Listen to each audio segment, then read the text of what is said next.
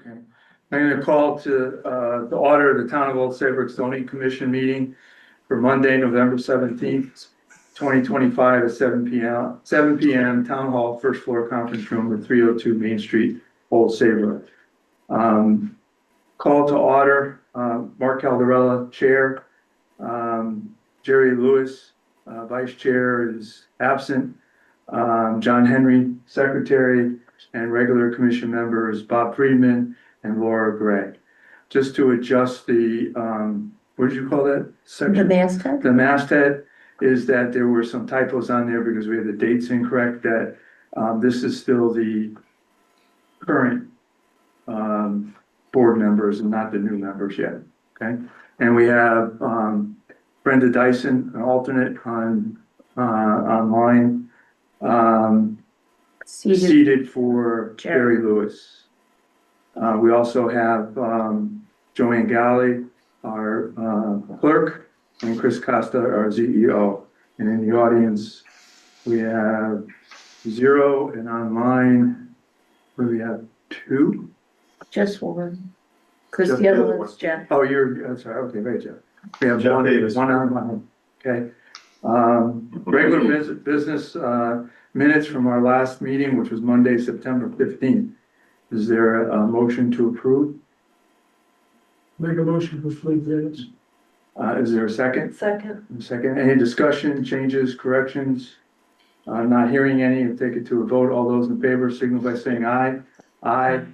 Opposed, abstains, passes 5-0-0.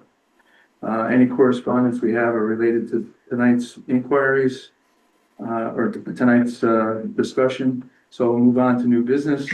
A, Walmart preliminary discussion to add an online pickup door, reconfigure the parking lot, including 11 pickup spaces, new signs, and safety improvement at 665 Boston Post Road, Assessors Map 36, Lot 103, Shopping Center B2 District, pedestrian node.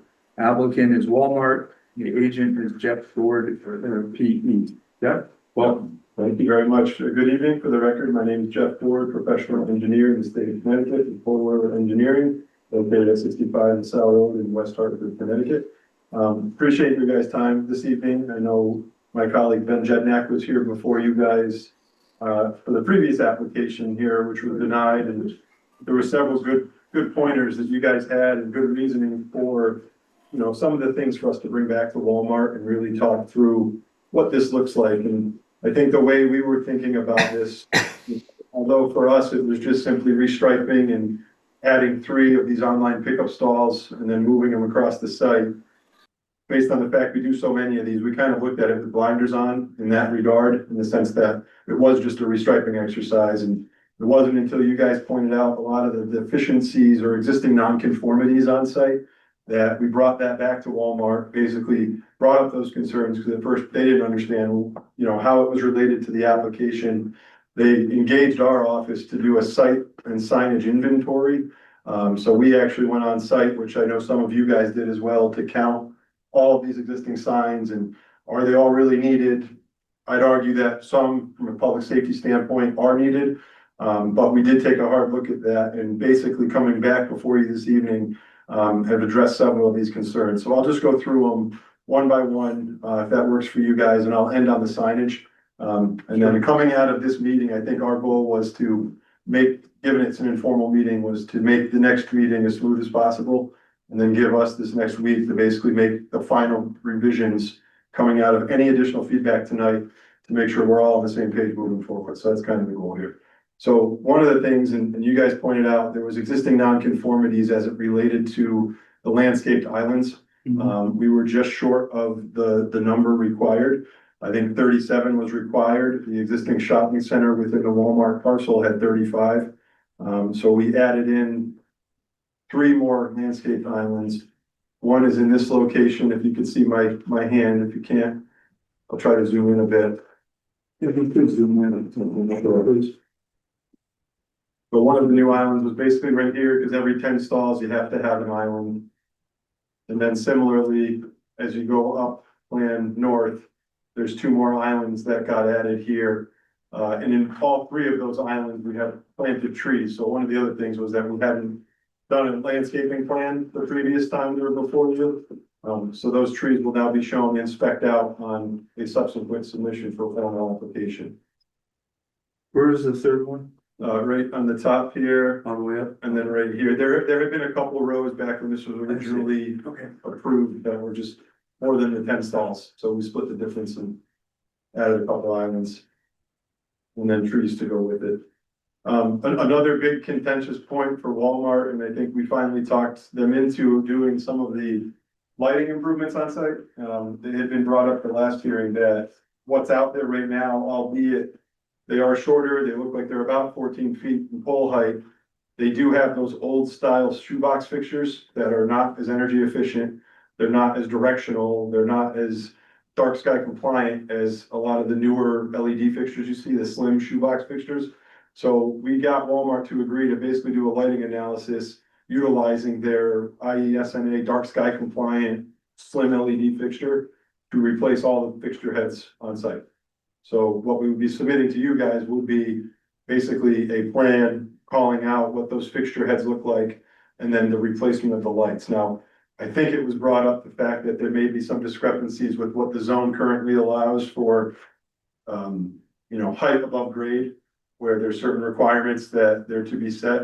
Our argument and what we would ask of the commission is that we felt that was we conceded to the new light fixtures, but to have to rip up all the concrete and then the parking lot to redo conduit poles just seemed like a lot of work for an existing shopping center. But again, wanted to see your feedback based on the fact that when we were before you last time, we weren't proposing any lighting changes. So that's the second thing. The third thing, and I think there was a handful of items, and sometimes we get away with less detail on these Walmarts. We've done probably 100 of them now with this level of detail, but there were certain things that were missing on the survey or the background. So there was the propane cages, we've identified those. We basically added some more detail to basically show some of the feedback we received from you guys.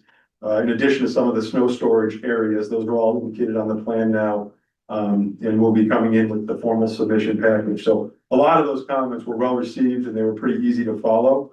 And then the only other thing, again, and this is the biggest thing in my mind, let me see if I can switch screens here without losing you down.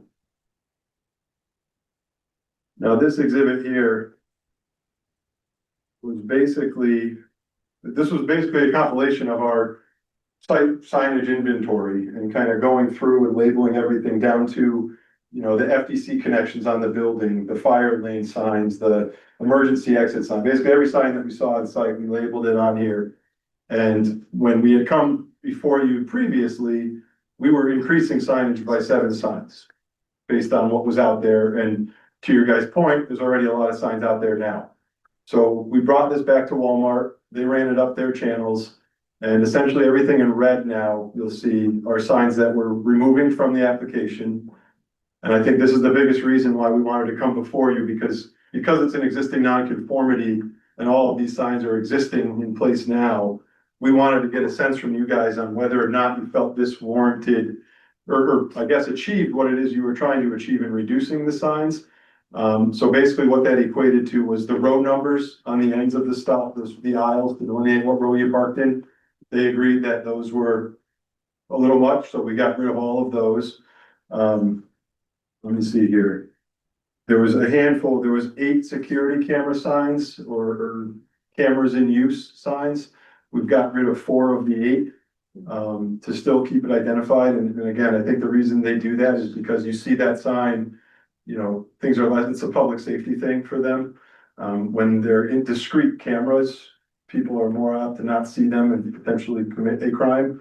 So that's why they're there, but they did remove 4 strategically across the site. Then they removed one of the cart corrals with the thank you signs. That one was up next to the building, up in this location here. Right here, I'm sorry. And then that is also where the camera in use sign was removed. Now, they're not opposed to the reduction in some other signage, but I think ultimately I wanted to get your guys' thought on this first, before we start looking at potential other signs, because a lot of the ones we left are there for a reason.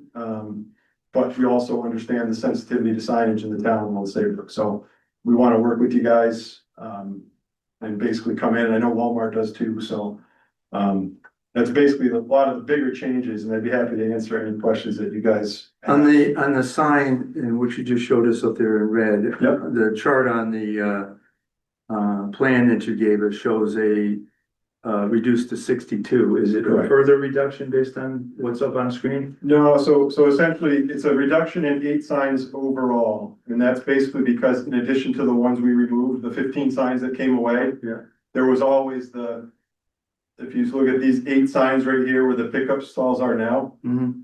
all 8 of those signs are going away, but part of this operation is adding 3 pickup stalls.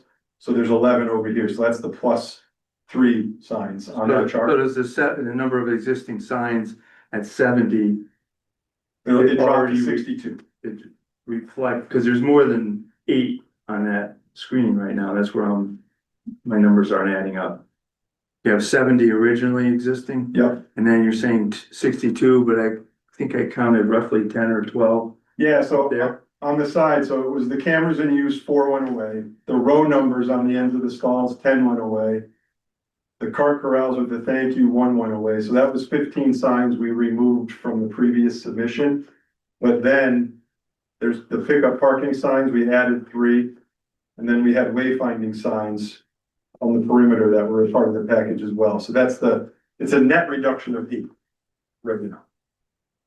So the number of proposed signs is 62. Correct. And it was 77 when we came in previous, so it was higher than what was existing. There's 15 miscellaneous signs. What are they?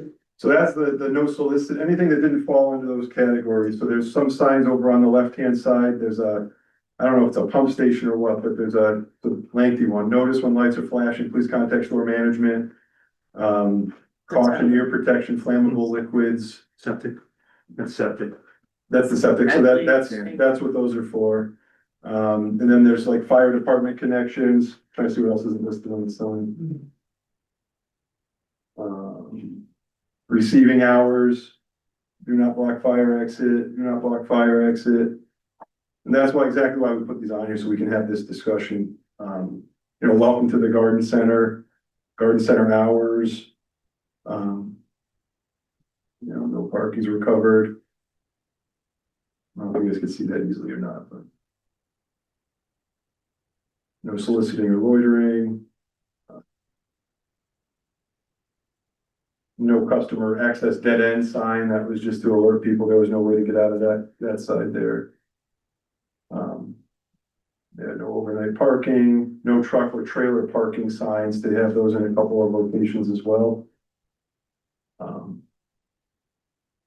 But yeah, this was their starting point was to try to figure this out, and those are the ones that, when we looked at public safety and just operations, those were the low hanging fruit that we could offer up as a start. Commissioners have questions? Yeah, There's always questions. The one on the agenda, it mentioned signage. Mhm. And so you have a table with an accounting of lots and lots of little signs on the front. Let me change it to, is there any other signage change proposed other than the parking lot signs? Because last time there was mention of a change of the Walmart sign on that piece that is on the Route 1 side of the shopping center. It's a bridge, more or less. There's nothing there but a section of overhead with the sign on it. And there was a proposal to enlarge that sign. But since that sign and its existing size was approved, the regulations are now tougher and that sign would not be approvable. So at best, if you were to keep that size sign, that's all you can get. You can't make it bigger. If you were to comply with the regulations, you'd have to make it smaller. Sure. Right, so that was one, and on the, with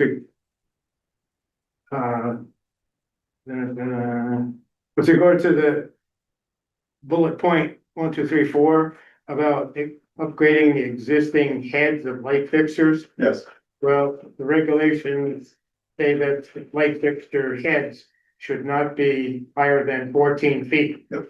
So if you're upgrading the heads, or you're lowering them to 14 feet. we will ensure that they're at 14 feet. That's what we're modeling the heights at, and that's what's allowed. So if the poles need to be replaced in addition to the heads, that will be taking place. All right, so that was, They are close. I just don't know how close. They look like they're 14 or 15 feet based on the images, but we haven't measured up in the field. So we're gonna model them at 14 and make sure the poles are installed at 14. and on the previous application, yeah, with the one thing that was lacking in the statement of use was a description of the hours of operation. Yep. And in the middle of the paragraph here, it says, the line that starts with 11 in parentheses, 11 pickup parking spaces.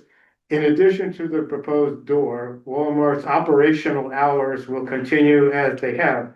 So the requirement specifically says you have to state them as the hours of operation. And the hours of operation are all encompassing. And so my question would be that this new door for pickup will be under the same description of hours of operation, beginning and ending with the store. It's not an independent operation beyond store hours. Not at all. We can add a sentence to clarify that when we resubmit formal. All right, then, I think that's in the table on, on the other page, that there we got, there's a table, a site signage table, and then under it is a smaller table, Old Saybrook parking lot landscaping requirements. Yep. And it talks about the existing and proposed 20 square foot interior landscape per one parking space. So the number of square feet of interior parking lot landscaping goes from 8936 to 8348. Yep. 93. I'm sorry, that's a 9340. Oh, it goes up. Never Yeah. mind. My mistake. No worries. That's a good thing. Yes. Good. Yeah, and that was the three interior islands that got added, so. Yeah, okay. That's all I have for now, then. I have a question about the number of parking spaces. Sure. I can't come up with your numbers. Yeah, I agree. I got 346 parking spaces, including the 11 and including 12 corral ports. And not including the 11 pickup, no, including the 11 pickup parking, but let's see, hang on a second. 346 was including the 11 pickup spaces, but not the car corrals. So 346 and 12 is 358. Neither of which come up with your numbers. And normally, I mean, I counted them by hand. I don't know if anybody else did, and I added them up 3 times. I don't know if I miscounted something, but I tried to count everything. I checked it twice. So as a minimum, you need to identify where you got 399 Sure. spaces. That's not a I'm problem. not saying you're wrong, I just, this was all by I hand. came up with 375. Okay, so, I mean, it's difficult to read parking on this particular Yeah. site plan because there's encroachment with other information on there, so you can't really see it. So the site plan that you would come in with an application would have to be far more greater detail than what you provided here. And how, I guess how so? Well, You may have had it on one or Oh, two, yeah, sure. on one of your other, I didn't see it on here. But normally a plot plan will show us it's a little circle with the number of parking places in that piece. And I Sure. thought I saw it on one of your other, or maybe I didn't. I don't know, somebody's got to account for the. No, sure. And what we do for all these things, we actually send someone out to do a field audit of this, so I should have their markup, even doing something very similar. And it is one of those things that you go back through, you recalculate it over 3 times and get different numbers, so we will verify that. And then we can add the existing, typically we'll do grade back with a circle that indicates the parking space number, just like you marked it up there. Yeah, And then we'll have a darker one wherever we're changing anything. So that it shows you that, hey, we picked up 3 stalls or lost 2, whatever it is, so we can define that in a Like more clear way. what John said, in that stretch of parking, spots, there'd be a number that says it's 10 or Yep. it's 8, okay?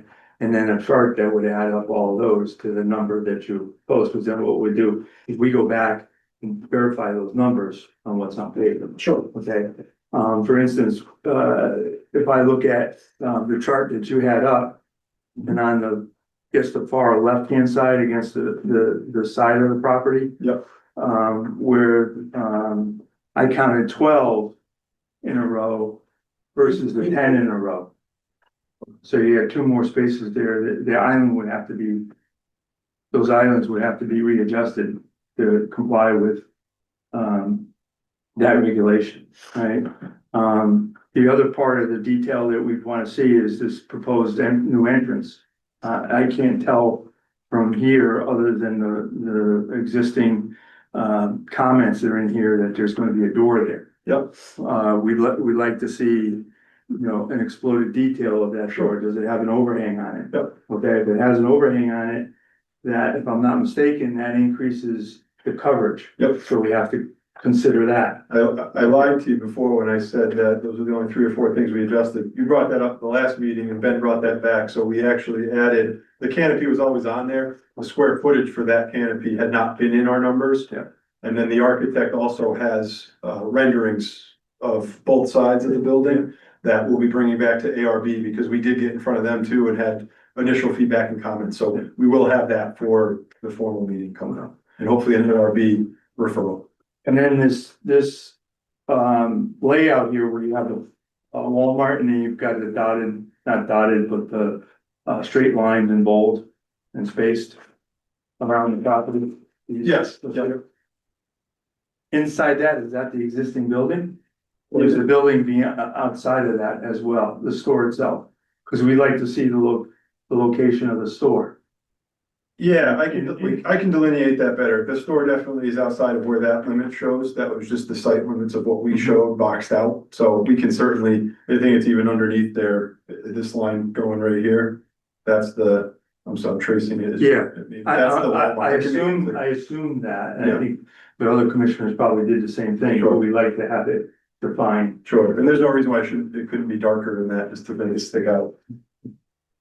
But right there under the word Walmart, it says the existing building is plus or minus 88,366 square feet. And in our B2 regulations for section 32.7.2, part A, the last part of that paragraph is, for one building, I'm sorry, for each complete 12-acre parcel, and this is 12 acres and or more, one building of 88,000 square feet of gross floor area plus covered loading spaces required by the regulations is the maximum gross floor area.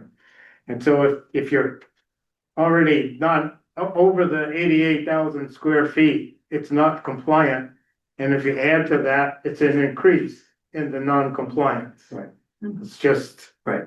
Just for And noticing. your site analysis table shows existing and proposed at 89,000 plus square feet, which is different from what we're looking at that Bob just identified at the top of the page. I didn't see the 365 up there either. I didn't even notice that. This is 300, it's closer to us than Yeah. parking spaces. Yeah, we'll double check what limits we included as part of that number.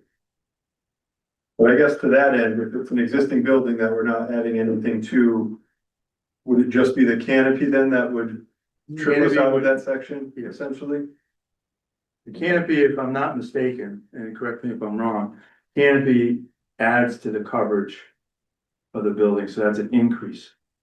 Okay. So if the existing building is already over the 88, that would just be existing non-conformity that You're we increasing. wouldn't want to add to, essentially. Correct, Gotcha. correct. Okay. So we can explore that with the team as well and see whether or not it makes sense to eliminate that canopy. If we decided they did want it for whatever reason, would that just be a separate process? I'm not saying they will, but if it would, we'd have to get a variance and prove a hardship, which would be difficult for just the canopy itself. Okay. And I'm sorry, John, go ahead. I got it totally off the little comment. This is none of our business, has nothing to do with the regulations, but I'm wondering why you're putting these 11 pickup spaces in the middle of I call it the primary parking area. If you ever go to the store, that's where you park. When there's this parking on the left side is, I'd say it's unused, but Sure. and it's closer to the proposed door.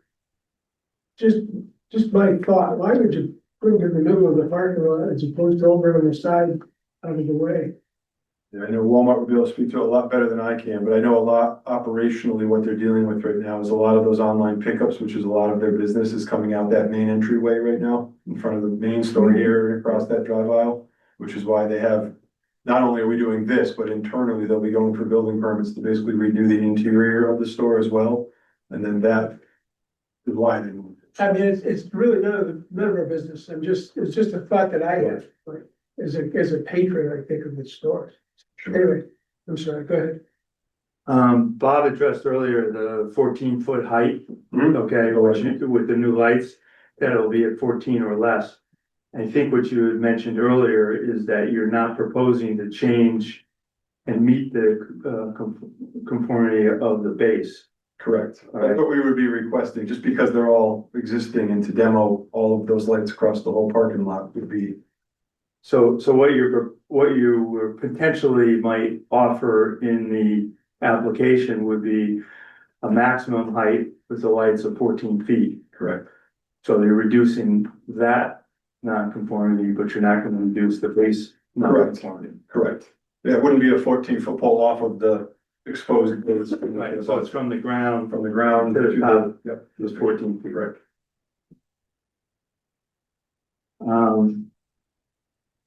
And when you do the application on the dark sky compliant, everything, you're gonna give us a light plan. Yep, And you identify clearly on the site plan that you prepare where those light poles currently are, and if you're adding or proposing additions. we will. Correct? Yep. And we'll have details of the light fixture itself on the plan. You've identified snow storage reserve area on this plan from the last time. Correct.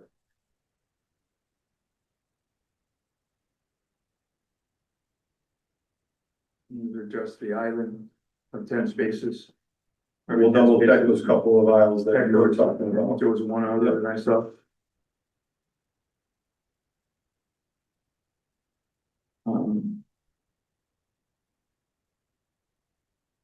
And we pointed out the last time on the ADA spaces. Yep. And you identified that. and Identified it. corrected it. Yep, identified, corrected it, and then all of the restriping exercises to bring them into new codes have been met, so that's all the work that they agreed to do and. There was discussion, at the previous, hearing that additional bollards should be placed, would be recommended to be placed at the front of, the store. Has that been discussed and considered? I will have to check on that, and I don't want to answer that right now, because I don't know that we've had those discussions. I know there were bollards over on this area here, where the crosswalks come across, so there's several bollards in that location. I don't know if it was, anything additional to that you were looking for, but we could certainly revisit it. There are several out there now, existing bollard covered, so there's basically what, 1, 2, 3, 4, 5, 6, 7, 11. About 11 of them wrapping this corner, unless there was another area, and there's 3 in front of these doors. The commission is just concerned that there's enough to protect, customers, because as we all see in the news, it happens Yep. more frequently than not. And since the Walmart customer is more of our age group, right, if it can be done, it should be done. Okay. My name's on these plans, so if something does happen, I'm the first one to get a phone call, so I don't mind that comment. We'll certainly look at it. The other thing that came up since the application is the landscaping. So on the plan on the bottom, like where it says the truck route, no soliciting, Yeah, there's a sightline issue. Someone actually came into the office and said, you really can't see around Right that here? bend, yeah. Yeah. So if there's anything to trim it or cut it Oh, or yeah. put something in there to yeah, so improve it. when we do those site walks in the very beginning of the project, we take hundreds and hundreds of photos for these guys to put in their reports, so we probably have that island, and then we have our professional landscape architects would certainly look at it and make some recommendations, and even if that's just gotten overgrown or unruly, maybe they take it out and put in a columnar style tree that doesn't have as much of an impact, so we can certainly look at that. Yeah, because people fly around that Yeah, corner and you, Walmart doesn't want that either, so I appreciate you pointing that out. Just made a note of that too, so. Also, on the new site plan that you'll do is make sure that you identify all, even if there's outbuildings or storage buildings Sure, or storage areas on site, that they're identified, okay, particularly if they impact the parking. like seasonal storage, Yeah, there was there's a small, was mentioned in, Jacobson's letter of September 10th. Mhm. That, there's a small utility building on the north side of the parking lot that wasn't shown. Okay, yeah. And then we understand we understand that we issue seasonal for the outdoor garden area, which is one thing, but it would appear that you're also storing equipment there for snow removal year round, okay, which shouldn't be. okay. I'll double check on that form. and maybe the shopping center. It's It could be, snow yeah, removal yeah. or other, Equipment that Equipment we're stored, for- it's in the back, right, I'll bring that up to them. And I know that you mentioned in your letter that you referred to it as a statement of use, but the one that you will submit with your application would be a dedicated statement of use. And in 51.6.4 A, it defines the requirements of the statement of use. So if you just review that to include that information as well, please. You got it. That was 51.6.4. It was 51.6.4 A. Thank you. And sir, Bob, Yeah. what was the section that you mentioned about the canopy? I was writing it down and I stopped. The canopy and the Yeah, 32.72. thank you, sorry. I have to write it down. 32.7.2 32.7.2, perfect, thank you. Bob. in the B2 district. Got it. God, no. You're 100. Don, you have any other questions? They're gonna miss you, Bob. I know. Definitely. Lori, do you have any comments or No. questions for Andy? Bob, anything else? That's it. That's it. Brenda? Do you have anything? No? No. Okay. Have any other questions for us? No, again, I really appreciate your time. It's gonna help us come back in with a Yeah, good good luck. application here for you guys. You've got Chris, Reach out to- And I just had one other Yeah. question. Oh, sure. Thank you, Jerry. this, The one where's the one where we're eliminating? oh, that was on screen. It wasn't, I don't think it's on It's not on. printed. You know, but- It's not printed. Okay. Can you pull that one back up? Let's find this.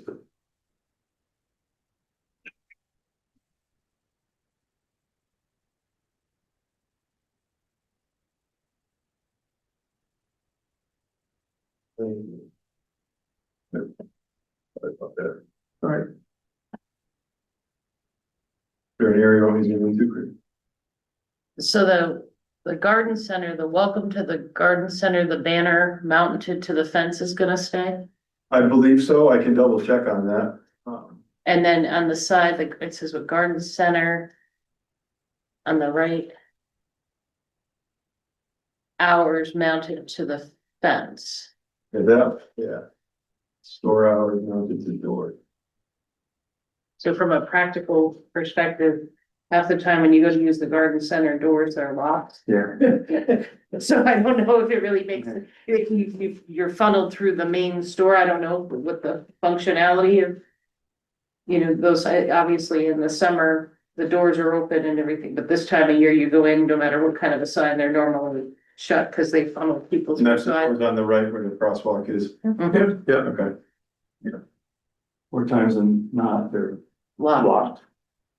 I have something Yeah. that I underlined in the minutes, and I don't think we brought it up tonight. Did you provide the dimensions of the proposed canopy?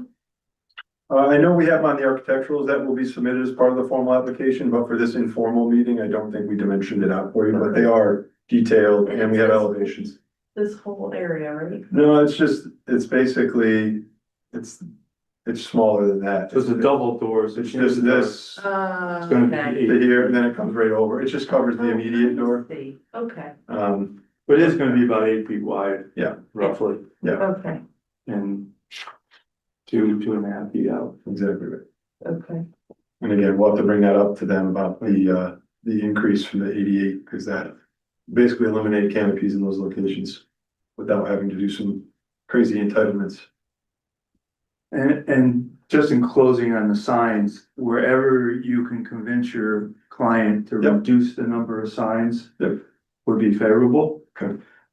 You also have to go in front of the ARB. Yep. And they will have many questions for you relative to the signs. Good news is we flushed a lot of that out, and we got a lot of feedback from them on signs as well, so I think we'll be prepared in that regard. Is the building significant with some things? Well, I guess the one thing too is like even for the hours of the garden center, even though the doors are locked. I mean, you could put a conforming window sign. You put it on the windows versus putting it all over the fence with the hours on the window versus. Right. I will bring that to them for sure. And again, I think they're amenable, after the conversation we had and a lot of the feedback we received, they see where your guys' stance is and they understand it and want to work with you guys to get this through, so I think we'll bring a couple of these areas up to them. And, again, really appreciate you guys taking the time to do this. Thank you for your time. Thanks. Appreciate it.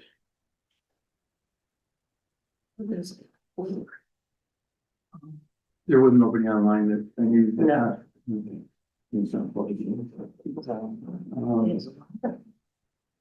Just on the agenda, we have, I'm gonna amend it so to push the 2026 schedule out to our next meeting, because we found some areas that need to be clarified in dates and I mean, time of I week. think It's not on the agenda anyway, so. Well, it was in our package though. Yeah. But you're right, it wasn't on the agenda, but Well, I guess I looked at the calendar too. I think it's just that for some reason they get skewed from what John said too. I think he's right. It would be April 6th and 20th, May 4th and 18th. June 1st and 15th. For some reason, it was a flip to the wrong year. And there's no holidays, so that should be. When they correct them, I'll make new copies. Yeah, put it in the- First and finally, guys. Good night. Bye, guys. Thank you all. you're welcome. Thank you. All right, just Yeah, in the I'll next just- package, you'll give us an updated one. Yeah, Okay, yeah, once that's you fine. guys redo it, I'll just put them in the new packets Okay. and make sure it's on the agenda. Moving on to 5, workshop, discuss possible amendments to problematic zoning regulations. Chris? So we started some time ago, revising regulations or thoughts of revising regulations.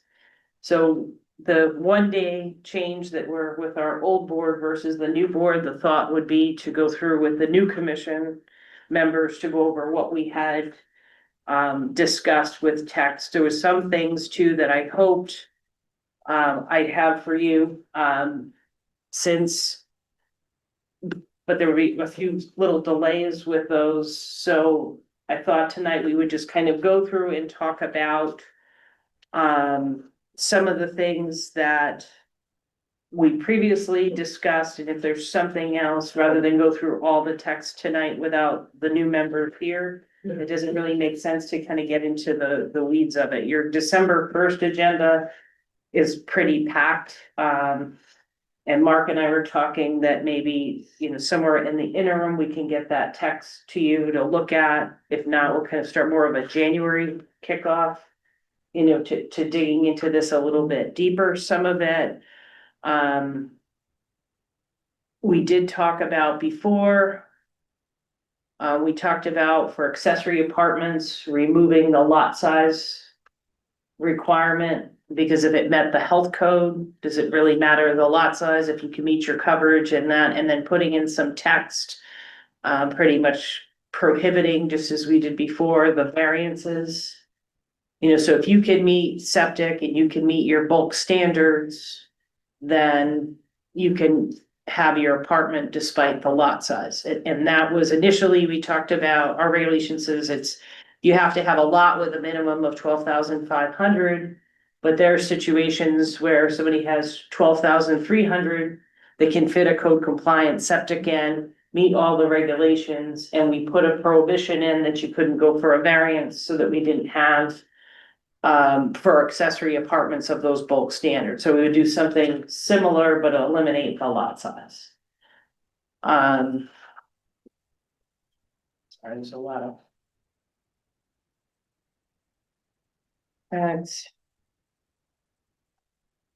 We also talked about allowing some municipal wall signs.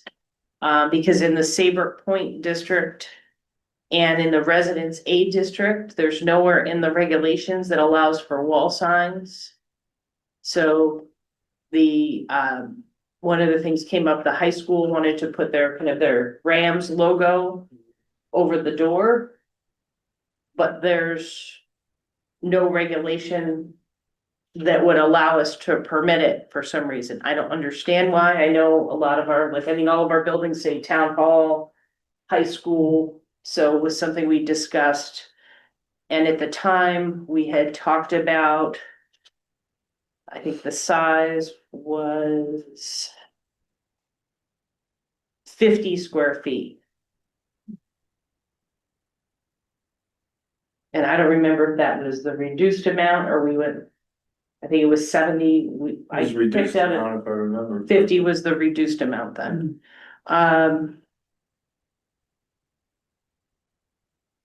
There was some text we found in the design standards for off-site leader signs.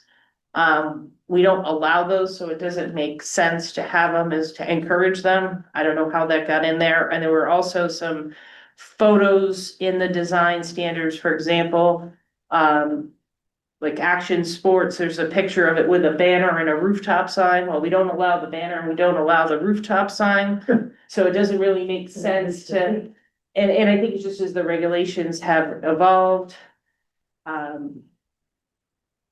What is the off-site leader? It's a sign that says like home goods that way. So you have to have your sign on your property, Okay. but somewhere, the photos need to be tweaked a little bit, and I guess I don't know if we need to be this formal about it.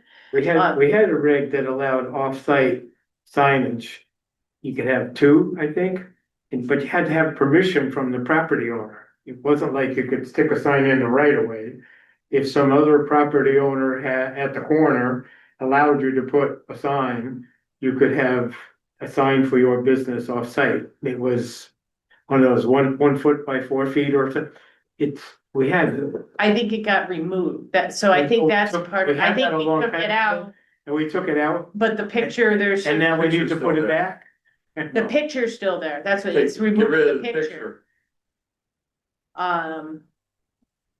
So there was another one, like there's a picture of Porter Plaza in the design standards of talking about temporary signs, but remember we prohibited all these temporary signs, so someone will look at the regulations and go, oh, well, look there, right in your regulations, it shows all these signs, but you're saying they're not permitted and they are, so it's just some housekeeping. It seems that with GPS and that people use their phones even while they're driving, that if you're looking for a particular place, that more signs makes no real difference. So it's. No, I agree. We had talked about too, that we had gotten a complaint about roosters. And years ago, we said we would not discriminate against roosters. But that's the last discussion we had, that we said we'd only have them on lots of 80,000 square feet or more. Yep. So that was another thing we had discussed, and jump in if I'm missing something or it's something. Yeah, the minimum acreage for a horse is for the benefit of the horse. The minimum acreage for the rooster is for the benefit of the neighbors. So there was some regulations we had in Gateway, they were a little bit wordy, I don't know, we picked them up under some review that we were gonna clarify. Just kind of things, missing verbs, there's a reference to a section that no longer exists. The other one was the 120 square foot kind of the free shed on a lot of. There's been some things because it says a shed. So they say, oh, well, I have a gazebo. But so it's not a shed, so I still get a shed. So the thought was that wasn't the intent, the intent of this. So we had talked about at one point, just say, as long as there's no other minor accessory structures, because it was too specific.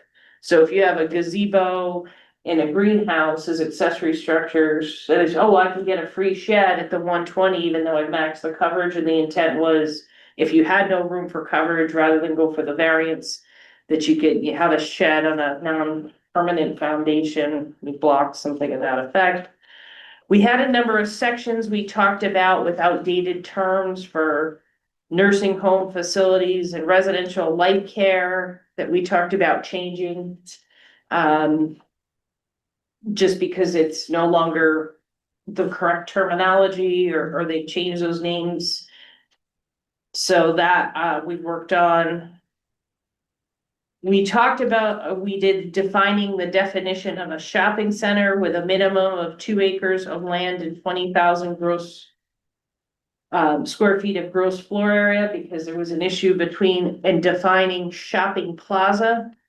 So the definition of shopping center kind of was, there was one, but then when you go into the parking regulations, we were looking at the parking regulations to clarify the definition, so we talked about changing that. Yeah.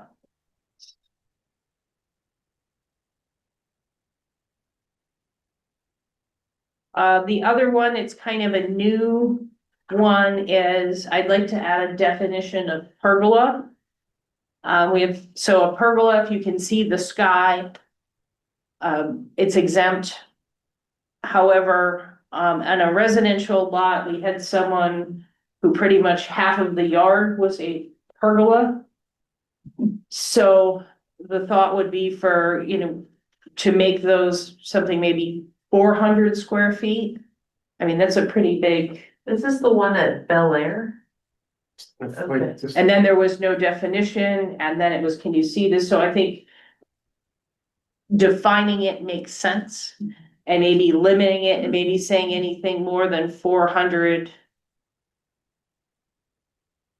Just make this for residential. If somebody wanted to have a pergola, say they had a wedding venue and they wanted an 800 square foot pergola, or connect it to a lot size or something. 20 by 20 is 400 square feet. That's almost the size of a 2-car garage. That's right. That's a pretty big. That sounds pretty big to me. Have you had any applications involving a board? No, a pergola is not a structure. I know, So we have a situation but that's the where biggest pergola we've ever seen. you haven't seen it because you don't need a permit, but there was a very, very large one in one of the beach neighborhoods that took up a very large section of the yard.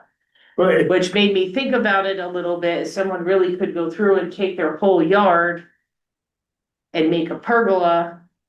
So if a pergola has to be located 6 feet from another structure and is maximum of 400 square feet to be exempt from coverage.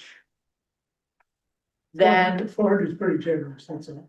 well, no, and that's the thing, we can talk about the number, if it's more, if it's 401 or more, it becomes a structure. That was the thought, but if you think that's too generous, we can, There's a little better pergolas than Yeah, no, I know. so you're right, I mean, over 16. so a 400 square feet is a tight two-car garage. Yeah. And people are putting more and more. They're upgrading their outdoor living space. With patios and barbecues and all kinds, it's all Chimneys. chimneys, yeah. Well, we talked about regulating that at one point, and then we said maybe for a later date, that I was, think it should be continued discussion and it should be regulated. the outdoor kitchens. All of that, I mean, cause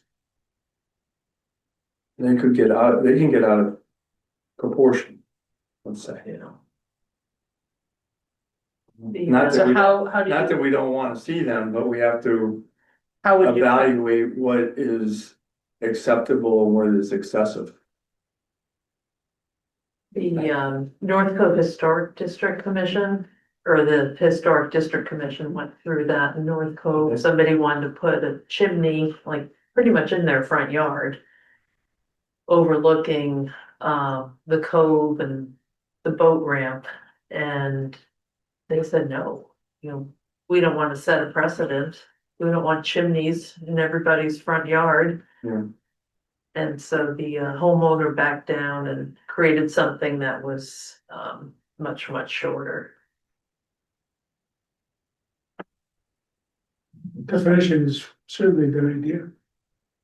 Well, I was talking in pergolas, I mean, we're getting into outdoor kitchens and Well, chimneys. pergolas one thing, I probably reached too far on the kitchen one, but to Bob's point, 400 square feet is a massive amount of area. 20 by 20, Yeah, you know, should it be 10 by 20 or 10 by 25 or oh, maximum yeah, 300? I think like that, I think that, and. I just picked 400 because 400. 400 is the accessory structure. Minor accessory structures, 400 or Well, less. I mean, look down the road and somebody has a structure that's 20 by 20 as a pergola. What's gonna happen 2 years when they wanna cover It becomes a structure and then it counts towards coverage. it? and then Right, you it need a does, variance. it needs a variance, but Oh. maybe they don't come for it.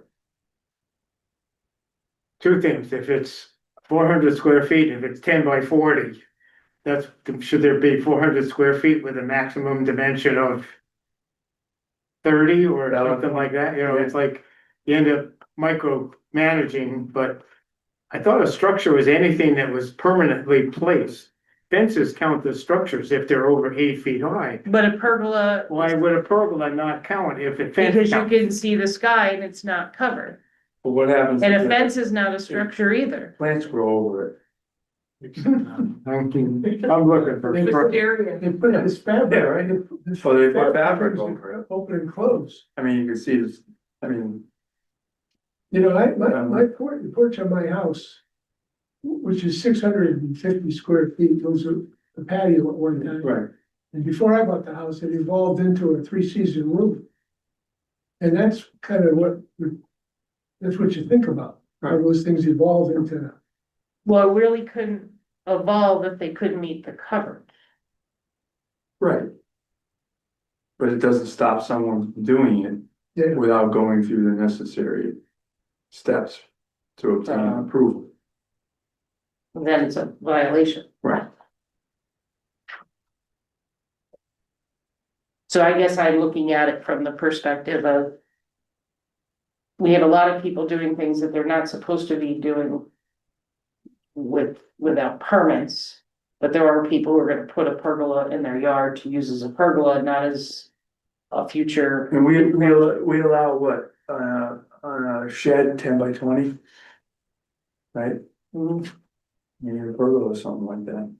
I don't see pergola on the list of things that are excluded from structure.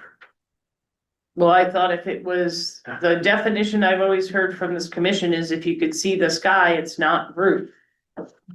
Well, you can have an above-ground pool that's 400 square feet. But you have an above-ground pool under a pergola? And it wouldn't count towards coverage. Well, the pool would count, not the pergola. That's interesting.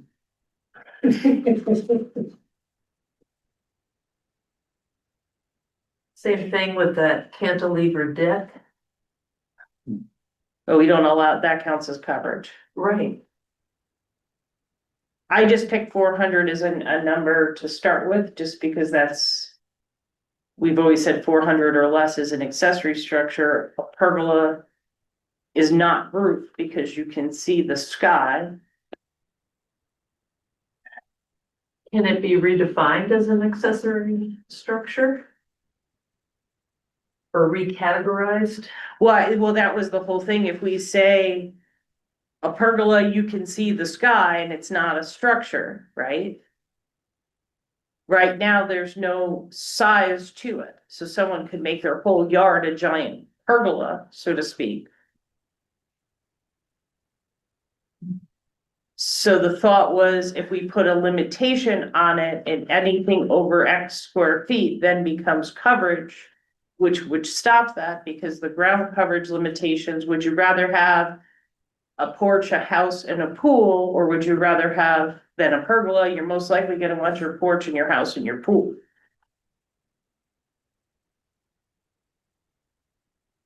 I mean, 200 is fine too. I'm not, I guess it boils down to what does the property owner want to use the land for? And the pergola is usually there to support an activity or a use. Pergola is not, unless you're gonna grow wisteria and your pergola just holds up to vegetation.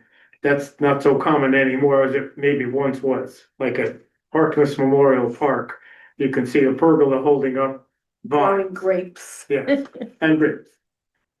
So what is the use that's under the pergola becomes, to me, it becomes part of the equation. And if the pergola was to provide shade for a table and chairs or a seating area, 400 square feet is really overly generous, I think. I just picked a number and Yeah. from accessory structure figuring Well, what does for. a pergola usually do? Well, sometimes it's for growing, Right, it's either for support of growing things, or you're gonna put a cover on it and it's gonna give you shade. Right. What else is a pergola for? I don't know. And if it's got a Well, it cover could on be- it, then we're covered, it's a structure, right? And if it's uncovered and it grows enough stuff on it to be a cover, what is it then? seasonal coverage. It becomes, then it reverts to landscaping because it's vegetation. I just think 400 square feet for a pergola is quite generous, I think. You know, it's even 24 by 20, you know, that's still more than 400. I mean, that's a reasonable two-car garage. I mean, I guess, it's not a one-car garage, why not? 10 by 10 or 10 by 20? So- If somebody parks a car under the pergola, I'm trying to think of other uses for something that might look like a pergola. Any area where you want partial shade, to me, any area where you want some partial shade could be served. Yeah, but the shade comes from the cover, but that makes it a structure and we're not worried about that. We're worried about uncovered. You can see the sky though, you get some partial shade just from and that's. From well, the, I guess Yeah. if someone was to go through and have a pergola that you can see the sky, and they happen to in the summer months throw some cloth over it for shade. Excuse me. Is that the end of the world in a situation where they don't have anywhere, they're maxed out on their coverage? versus a Well, gazebo. Do you then define what is coverage, what can be coverage, in the sense of fabric? Versus something Why hard? would we wanna get into that? I don't know, we're just kind of walking through all the aspects of it and figure So I out. think the reality of it is people have pergolas and they put them up and then they throw cloth on them in the summer for some shade. Yeah. And then the cloth goes away because the cloth, Would that differ from somebody, you know, those sail canvases That's what I was thinking, on a patio yeah. that they would put up? then it would be coverage if it was out there all year round, but No, it's but if it was for the retracts. summer season. Those are It's nice. not the same thing. I see those on Block Island, like a big sail, yeah, That would be Really. kind of the same thing. but as that's you not would a put- structure, right? No, but I'm saying if you, What's the problem or challenge that we're looking to offset? What's out there now that's causing us? So we had a Difficult. situation where a very, very giant pergola that the neighbors hated went through and they put it up and it went from property line to property line. And yes, you could see the sky. But I mean, how big does it become? So that was over 400 square feet probably. I looked that up on Zillow, there's a picture of it. I'm just talking in general, so the question became in my head, what if someone was to put a pergola property line to property line? but what about setbacks that wouldn't come into A play? pergola is not a structure. So would we wanna put a limitation on it? I don't know if we wanna get deep into the weeds about somebody put cloth on it No, for Susie's no. birthday party when it rained, but Well, easiest way to probably figure out a correct size. You can do some research online and find out what the most popular, best-selling size of a pergola is. Yeah. And use that as a starting point. And I'll do that research, see what I can learn for. I just picked a number. Yeah, no. You gotta start somewhere. Yeah, And I figured 400 is the definition. When you're over 400, you become a primary structure versus an accessory structure. And then the thought would be to have any pergolas, even though they're not a structure, 6 feet from the line, or have some type of a setback. So you don't have someone who's got their yard fenced in with the pergola 6 feet's pretty close to. Property. Property line. Then you're still- or 6 feet from any other structure, I'm sorry. So then it's clear that it's not attached to the house for a. Right. So it's just something to think about. There was we have to adjust our CAM language. I think we all talked about that. And we have to remove single family house. So that's something we need to do. The other one that's come up recently, and I haven't written a regulation, but I think we need to address it, is the gateway regulations.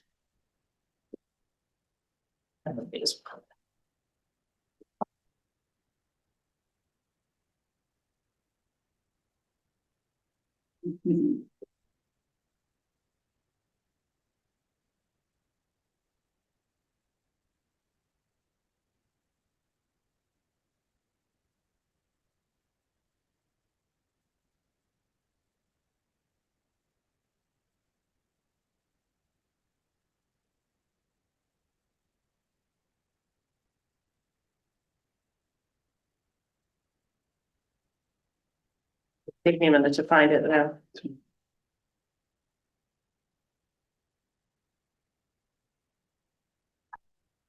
Okay, so 58.4.1. Which, 58.4.1.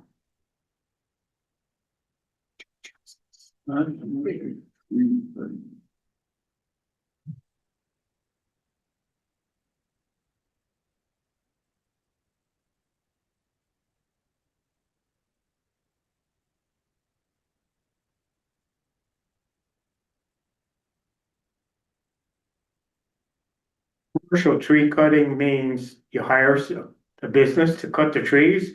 Or does it mean you're harvesting the trees to make money off the product? Well, here's the issue. So when we adopted the gateway regulations, there was the model. And the non-commercial tree cutting plan talked about, so it says the commission does not require a permit to cut trees that are not visible from the Connecticut River. Right. Well, we don't require a permit. We removed the text that was in here saying associated with a development project. I think that was the model link. Yeah.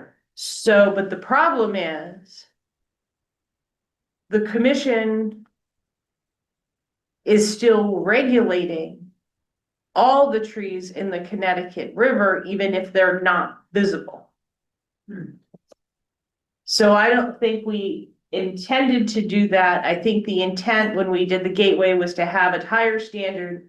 The commission, I believe, had a discussion. We said, well, why are we just going through? Why would we want to regulate? So first of all, I can't regulate every tree that gets cut down in the gateway that's not, or that's visible from the river, I'm sorry.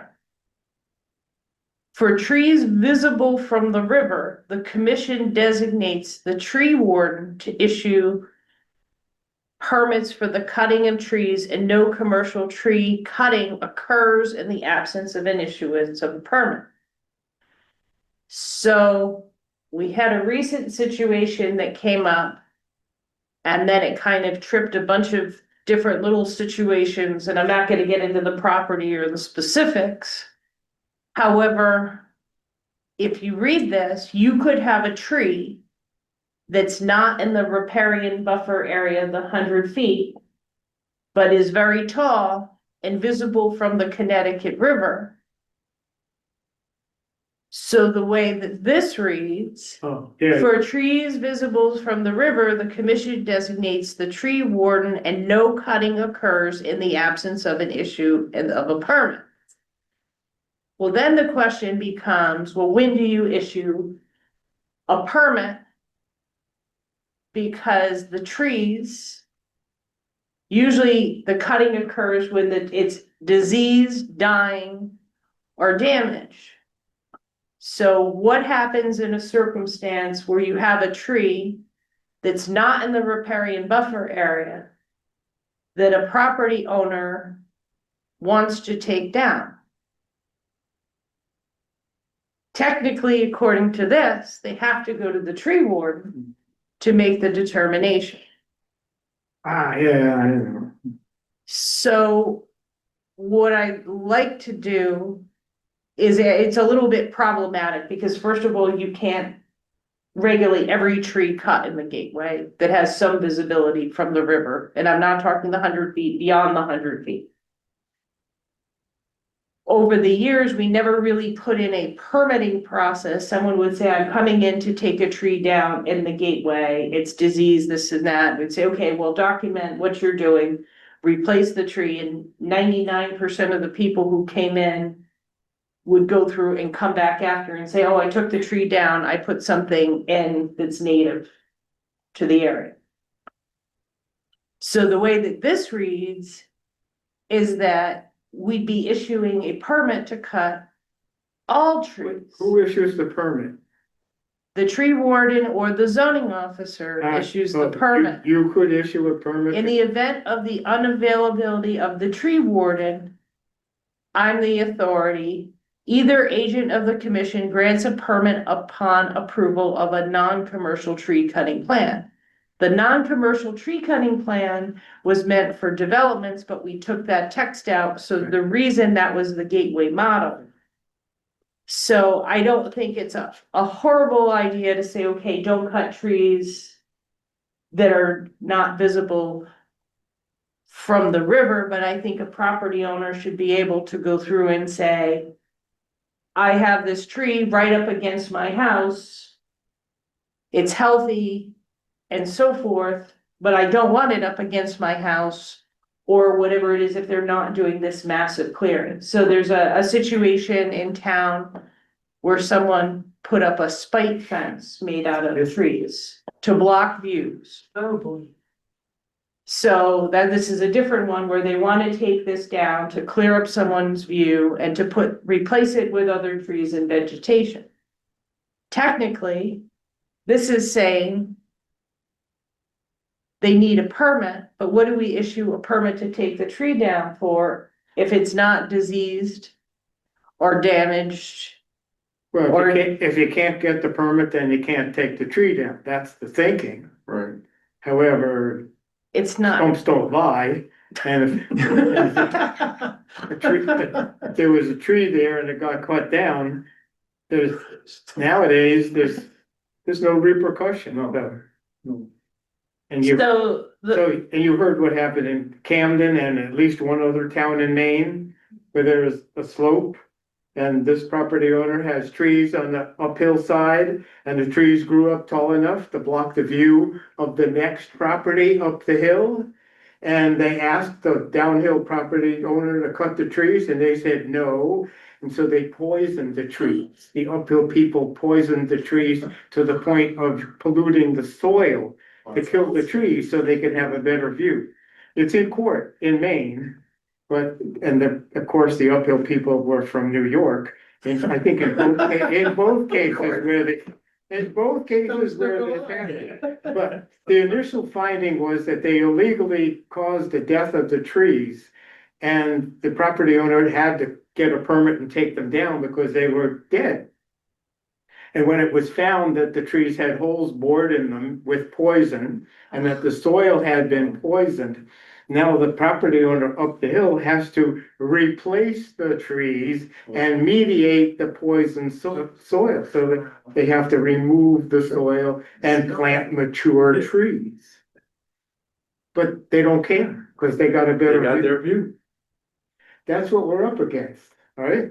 Yeah. And I know somebody who was going to build a house with a development plan, and they knew there were trees that would block their view. So before they filed anything having to do with constructing a house, they cut the trees down. Mhm. Then they have a development plan on file, and the trees are already gone. And so it's very hard to, and if a tree is visible from the river, does that count the canopy up on the ridge? Yeah. Does it count the canopy on the tree that's over the ridge? And you can't see the trunk, but you can see the canopy? So Where does it fit in? you're kind of enforcing my point of this is very difficult to regulate. And what I'd like to do, and I talked to Kathy Connolly and I talked to Carolyn Lyle. I haven't, Suzanne Thomas at Gateway and Susie Beckman are aware of it a little bit. I haven't talked to Bill Webb yet. I told him I would talk to him once I talked to you and maybe wrote something. But I think that maybe we do something that it's more of, we write a regulation that it's okay for you to cut your tree, you know, under certain circumstances when it's visible and beyond the 100 feet. But make it almost like a, you know, in some cases, an honor system of you're responsible to plant, you know, a new tree or do something like that, because there's circumstances where trees are not necessarily in the right place, or there's an issue. You know, I mean, there's people who have trees growing through their deck. And so how do you know, what's that? I don't know what that regulation, this regulation is gonna look like Well- exactly, but this is what I was wanted to talk to you before writing anything. You also have the experience with the Sam's property. They cut down the trees and then the bank started to erode because the trees weren't there to hold the bank. Then they built something to hold the bank that was artificial and that wasn't permitted. And it was a big mess because they cut down the trees. And so if they had to have a permit to cut the trees, would they have gotten a permit? Would the trees still have been cut? Would the bank still erode? If you make the tree, if you make the permit onerous, then people figure out there's something serious going on here. And if you make it, give the tree warden more specific guidance about Well, the tree But the tree, warden, don't cut the tree. the tree warden and I did this as a joint effort on several of these properties. And it's a little bit time consuming. And then you're saying, well, we find no reason for this tree to be taken down, that would we be allowed to take it down? And there's some cases where people go through and they just want to take the trees down just because they don't want the trees. Which I mean, we all kind of understand to a point. We've all had tree near us. I mean, I saw John's tree one year. Rocking and rolling in his front yard with that storm. You never know, things like that. That's something different. But the thing is, do we say, okay, no one can cut any trees down? I mean, you have to have a little bit of wiggle room, I think, and I think the regulation is too strict and we need to loosen it up a little bit, but also do it in a way, that would encourage the planting of trees. So for example, you could have a tree that's invasive. This is really saying you couldn't take it down. And there are some terrible invasive trees. And that's why, when I talked to Mark a little bit about this, I talked to Kathy and Carolyn about it, obviously. Their interest in trees.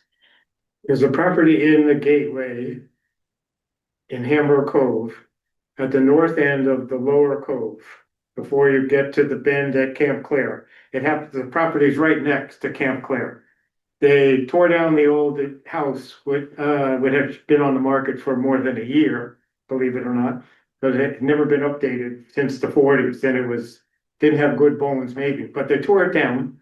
They poured a new foundation and they cut down all the understory and left the trees that were 6 inches in diameter or bigger. There's about 5 trees there now, and it used to be a wall of green because the understory filled in all the gaps under the 5 trees. So it's incredibly different, but they didn't cut down all the trees. It's going to take a decade or more to make the hillside look green again, but if you've got a boat, if you're up there at even on Cove Road, if you're right just south of Camp Clare, you can see the house under construction, and you can see the water from the road much more so than you ever could before. And that's in the gateway. So somehow or other, Gateway was okay with that. I don't know. That would be an example. Let's ask Gateway what they did on that property. Cove Road, Hamburg. Well, it wouldn't have gone, it would have been the town, it would have been that it would have gone through, but going back. I'm looking at trees beyond the riparian, beyond the 100 feet. Mhm. So is it worth me investigating more and writing something? I'm looking for is this something I should pursue? Now Yeah, So I I should need to pursue. think on it. Well, no, I mean, going through and writing it because it's involved. it's involved and it's not really. I mean, it would be impossible for the tree warden and I to regulate every tree there, and I also think, and I'm not saying it from no, we won't, you can keep it and we'll do what we can do. But at the same time, I don't think it's a fair regulation to property owners either. You wanna take that tree down, and even if you're gonna replace it, we really have no way to say, gee, go ahead and do that as long as you do X, Y, Z. Does Gateway have a database of a snapshot in time of what the river view scene looked like? I mean, it wouldn't be that hard to get a camera and a boat and travel the Gateway shoreline and record all the trees. And if somebody cut something down, they have a comparison. Right, I get that, but I guess It's I'm not looking for, inventory should I every pursue tree. this more? But this is what it looked like. This paragraph is pretty vague and impossible to enforce. Or difficult, anyway. So I would think we should maybe change it to be something more practical. Well, you've had conversations with other parties Mhm. relative to this, so you've gotten that feedback. I think a first attempt at something would be better than nothing, without having to get so engrossed in it, it becomes a major part of your time. Well, the thing, I mean, it's gonna take me some time to write the regulation, cause I think it's important to get the buy-in from Gateway and the tree committee and Save Our Shade and all those folks Right. before we write something and go to a Right. hearing and have them go, Right. no way. So that, I mean, that's gonna, and it's not necessarily it's not like we're saying we don't want to enforce it. I think it's nearly impossible to enforce, and there's situations where you're a property owner, you wanna cut a tree down in your yard. Well, maybe a way of looking at it is ask each one of those parties to give you what they think the regulation. What, but exactly, but I don't wanna overly complicate it either and make it, we could get very detailed. You're gonna get them, can't cut a tree at all to Right. cut all the trees. That's what's gonna happen, but. Well, anyway, I'll work on it, if that's Yeah. something you wanna pursue, and just, Work on it some more. all right, the other one too, we had talked about maybe kind of strengthening some of our other, you don't have to do the blow by blow for this, for the, and some of the discussion we had was maybe talking about areas of town without fire protection. So we're getting a new fire marshal in December 1st, so maybe he'll have some ideas, you know, for some of the developments for maybe water tanks or things like that beyond where the regulations for public improvements may or may not apply. So that was the other, and then Mark brought it up, but it's been another issue. We've had two situations with the ZBA where the definition of half-story Definition of half-story half-story, oh, yeah. has been, I thought ours was pretty good. so I think it is pretty good, but there's certain things like a half-story is a habitable attic. But what if it's not a habitable attic? What if It's you're, Finished, it's insulated, it's airtight or weatherproof, let's say. It's not bent and gabled open to the wind. And it's got finished interior surfaces. You're not looking at the pink stuff, your insulation. but we've always, It's not habitable. So but if you put walls in there and you put windows in that close and open and don't let the weather in, then it's habitable. so I think, so you have an area that's a half-story. And the way I've always interpreted the regulations in Chester, I believe before me, even if it's not finished, we've always treated it towards the gross floor area, anywhere where you could potentially put the knee walls. Because you and I may use that area to store stuff and look at the pink stuff, but the next person coming along is gonna sheetrock it and make it into some type of an exercise room or whatever room or a viewing room for the house. So we've always counted it, I have, towards the gross floor area. However, we have a definition of an attic. That's the space between the ceiling beams of the top story and the roof rafters. And then you get into the half story, which then says it's a habitable attic. Yeah. But the half story, we've always counted towards gross floor area, even if it was not, even if it had the pink stuff in the walls, if that makes sense. So there's been some back and forth with it for the ZBA. I don't necessarily think it's broken, but I think it could be tweaked a little bit. Hmm.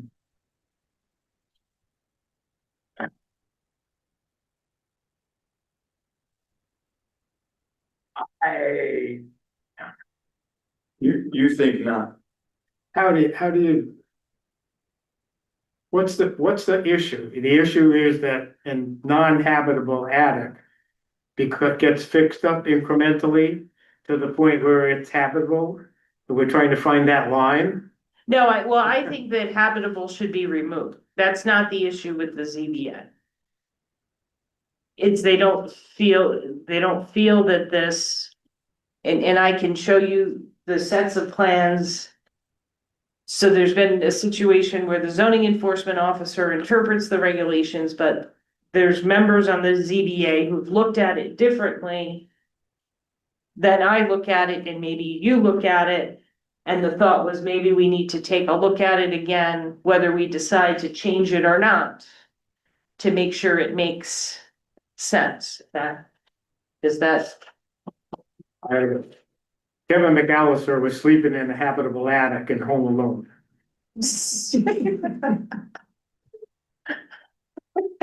Right? There's a big bed up there. Yes, he was. Chris, why is this important? Because it counts towards the square footage of a house? If it's, it's just been questioned by the ZBA. There's been some questions as to how it's interpreted. okay, I'm not feeling it's that as important. I can see the word habitable maybe getting removed. I think it's still gross floor area if it's an attic or not. I don't know what a habitable attic, Right. what the difference is. I think that could go away because the next person may take the uninhabitable attic and make it into it.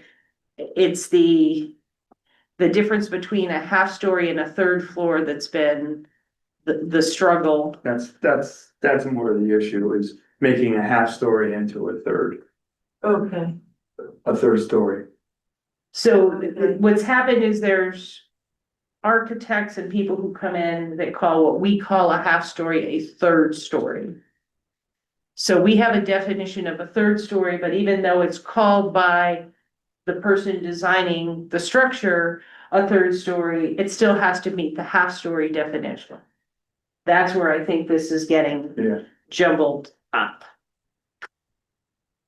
So it's come up twice. I said I would talk to the zoning commission. I mean, I definitely think taking the habitable part out of it, I mean, if it meets the definition and we count it as gross floor area, I don't know if it's habitable or uninhabitable, because the next person who comes along is gonna finish it, so why not just call it, whether you have the pink stuff or you have the sheetrock.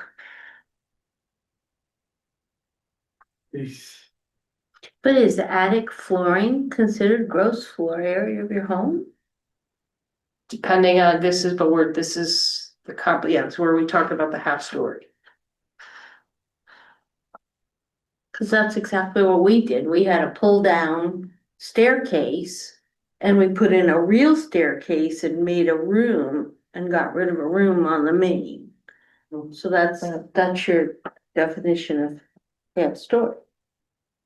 No, it's more complicated than that. It doesn't have to do with the habitable. I'm just saying that anybody can do what you did and make it habitable, so we just count it right from the beginning. Right. And not get into that. It's what a half story is. so Wikipedia says a half story is considered usable living space, distinguishing it from an attic, which is typically used only for storage and is not meant to be lived in.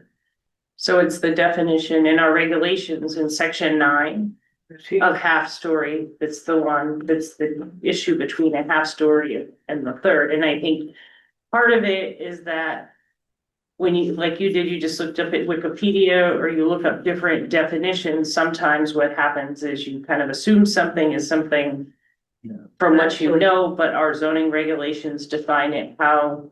Yeah, actually, that was an AI overview. AI over. Really not anybody at all? Listen, people want half stories because they want to increase their living space. They're not wanting half stories for storage. Right. That's what it really comes down to.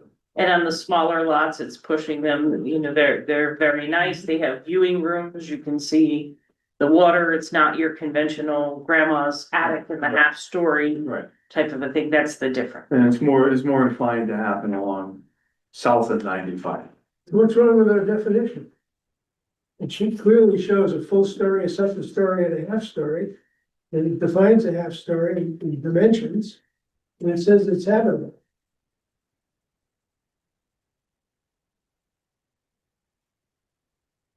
I mean, I don't see any issue with it, other than, I mean, the only thing I would pick out is, I would just take away habitable.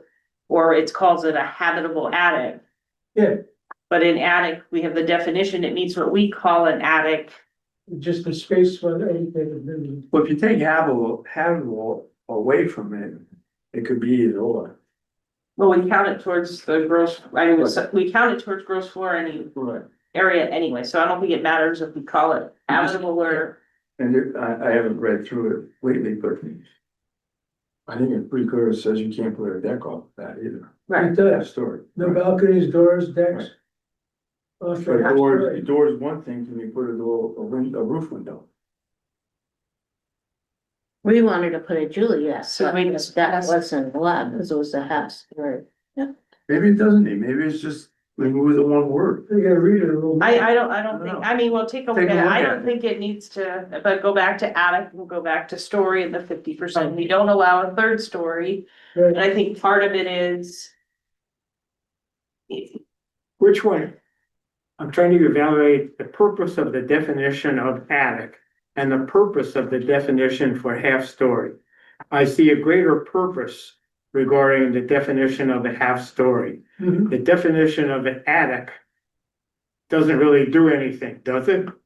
Why not just take out the definition of attic and take out italics, where the word attic is used in this half story definition? I think it should just say a one half story, Why do we need to have an attic in a definition? and I I don't don't see think why we it's need, anywhere else. and I don't think we need to have habitable either. For the purpose of determining the number of stories in a building, a one half story is the highest most story of the building. And then it breaks it down into the 50% of the area below, and that, I think that helps to resolve it somewhat. But I think what we're seeing is the half stories are looking not like our old fashioned half story. And I remember, and Bob, you might remember, I think when we did these definitions, David White was on the commission and he was an architect. I remember there was a lot of back and forth with the stories, and it became very complicated because what if you had a 2-story house, but 2 areas above that equaled 50% of the area below, but it wasn't one half story like the typical, you have your 2-story house. Yeah. It's with different roof lines.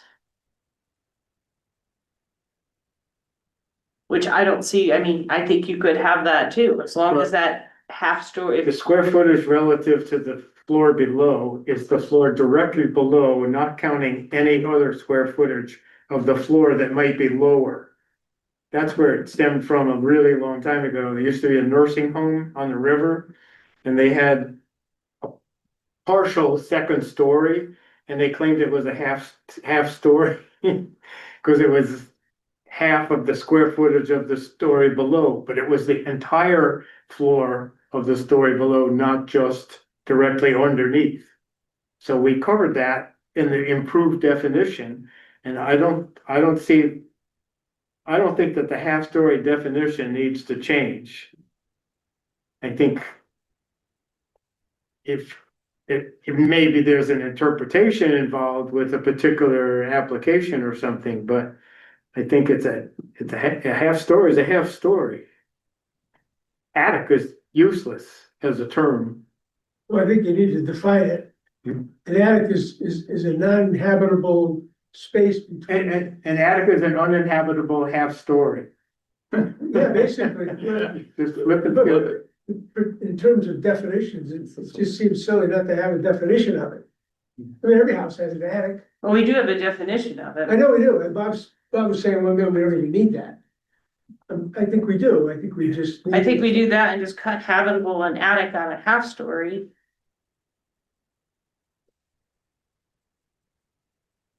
But that's why it is a half And attic is story, uninhabitable. because it's habitable. But it still counts towards gross floor area, so why not just, Because you're telling people they can live up there. well, they're taking attics and making offices and things like that. out of them. It's not a half story just for attic purposes. They're half stories with dormers and viewing areas and Maybe we everything. should, our definition of attic is a non-habitable space. But then we do that and then the next person comes up, like what Joanne was saying, and you have your pull down stairs and then you put the area, you put a real staircase in there and then you use it for your own use. Why would you go through and not count it to begin with?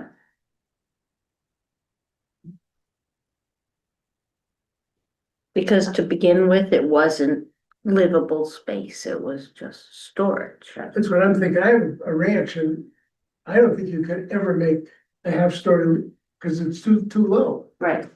But that's That's an attic. And if you have enough headroom, that's a Right. different story. Then you can make it into I something. mean, we had enough Pit to headroom, the roof. yes, Yes. we had enough headroom. We Yeah. didn't touch the roof, we didn't dormer it, we didn't do Right. anything. We just put the staircase and put the insulation in the walls.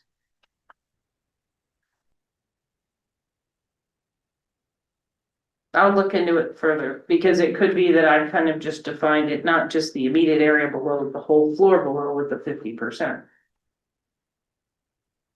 Let me look into it some more. Okay. Okay. Any other regulations that you wanna fix or amend? Quick fixes, not like rewrite the housing regulations. No, I think that's good for now. You have anything else? Mhm. So we have a full agenda next meeting. Do you wanna just a quick staff report or? Right. Alright, so. You should have gotten via email or in your packets, the request from Little Fulska. At 1271 Boston Post Road. They wanna have an outdoor kitchen trailer. For food prep. When are they permitted to do that? So right now, they do some food prep within the building, they don't have the space. If they expand the space, it's gonna increase septic demand or whatever, and they're not replacing the septic. So what they wanna do is prepare food in the trailer. Did you read that In the parking. Yeah, no. in the back? But in the beginning, when she opened that place, I went in there and she said, I can't serve hot food. Because she didn't have a permit for that, and she now has a permit to serve warm prepared dishes. The permit's the same as what you approved, so if something's changed in their, I haven't been in there frequently or. So if they're serving something that they're not supposed to be serving, that's on the statement of use, then that's an issue. But they're preparing food and they were always preparing food as a part of the permit. The problem is, apparently when we approved them, they had a satellite site somewhere else that they were using the kitchen. And they're no longer using that, and if they expand the area there, it's gonna go for a septic system upgrade, so instead of doing the upgrade, they would add a food preparation trailer into the back. So, I mean, we've had a lot of different things, but thinking in general, not just this specific situation. It's gonna be in 2 parking places, I thought I read. It functions as just an outdoor kitchen in a thing that is more or less permanently located on the site, so that it could count as a structure, right?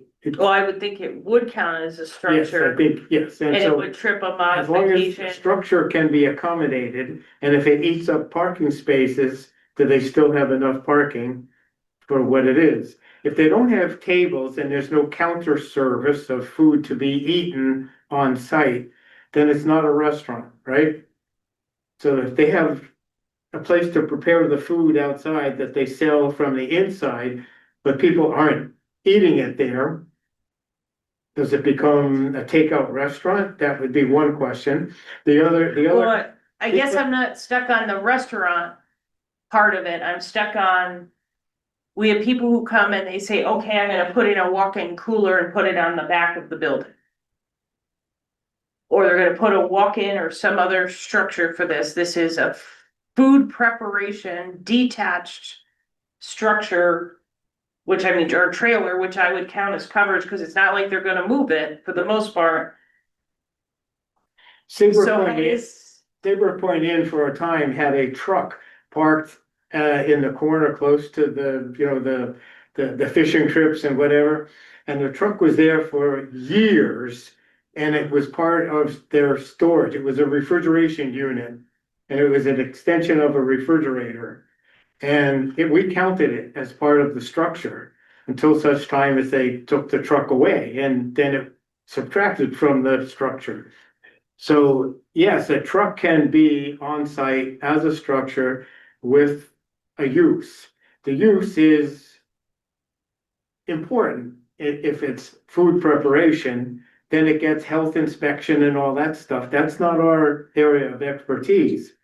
But if they haven't, to have an outdoor kitchen for a business, I think you have to ask the question about when does the business become a restaurant with takeout or whatever. But I understand from the property owner's perspective, and here's the kicker, this is in a B3 zone. What's upstairs? Residential? Do you wanna, if you live there, would you want a new business moving in under your apartment and then cooking? And if the property owner is not gonna spend money to put a kitchen in, I'd be relieved if I lived there that I don't have to have the smells of a kitchen below me. But if they still want to run their business and they put the kitchen outside, maybe in a truck or a shed or something, that's like an intermediate compromise kind of thing. But, and so I can understand that it's better than putting a kitchen in for the sake of the residential, but it's not great for the sake of the business. Well, they should have located in a place that had a kitchen, you know, it's like. It does. Well, I think you have a situation with a business that started small and it's growing beyond what their beliefs are. Yeah. And they're in a lease that they have to live by.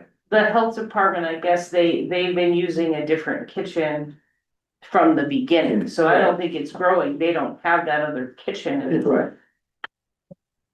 Right. Or it doesn't make sense, the kitchen's in Mystic, I believe. So rather than take the food prepared in Mystic and bring it to Old Saybrook, it would be prepare the food in a trailer behind the building. What bothered me about this is. Is there anything in Pasta Vita?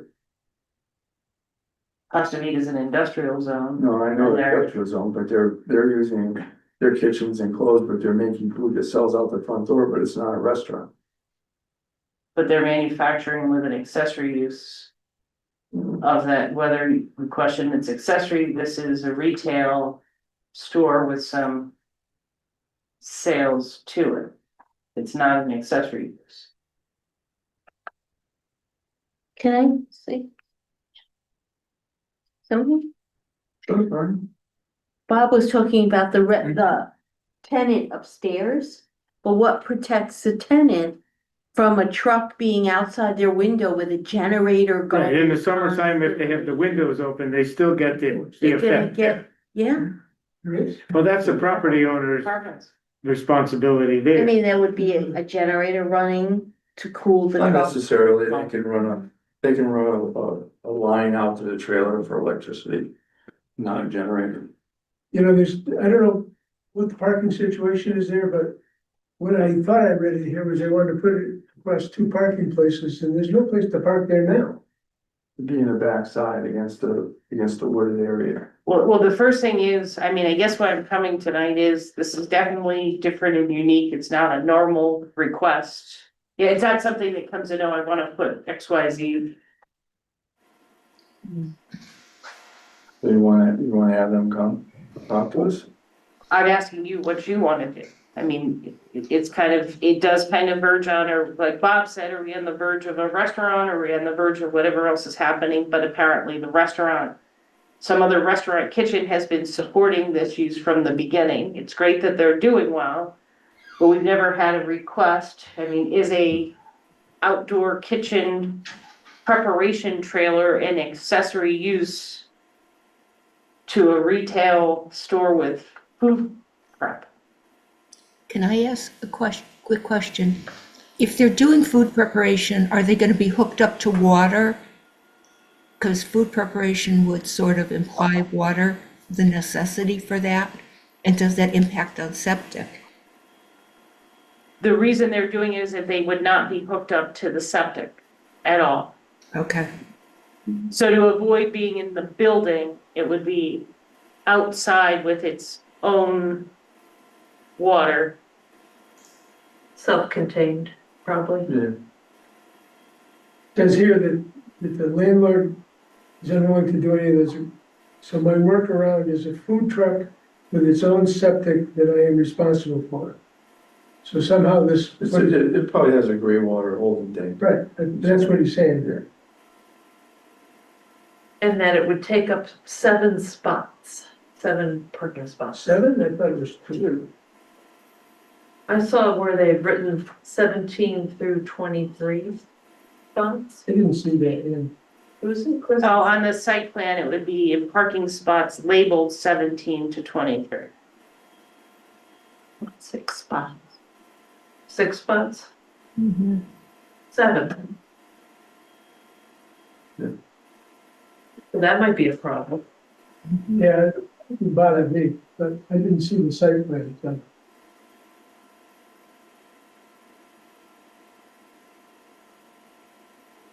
Why don't we ask them to come in and talk to the commission? We'll have a site plan marked up and, Yeah. okay, that's kind of where I thought.